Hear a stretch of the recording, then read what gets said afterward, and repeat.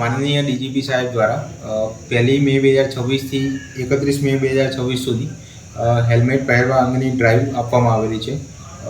જનતાને જણાવવાનું કે મોટર વ્હીકલ એક્ટની કલમ નંબર 129 અંતર્ગત દ્વિચક્રી વાહનો જે છે, ટુ વ્હીલર્સ, તેમાં વાહન ચલાવનાર અને વાહન પાછળ બેસનાર એમ બંનેને હેલ્મેટ પહેરવું ફરજિયાત છે.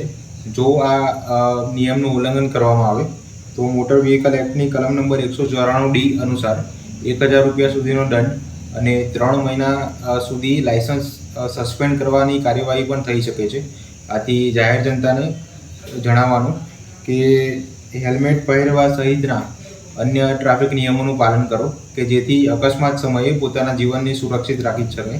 અને જીવન અમૂલ્ય છે, તેને માત્ર ટ્રાફિકના નિયમોનું પાલન ના કરીને અને હેલ્મેટ ના પહેરીને ગુમાવશો નહીં.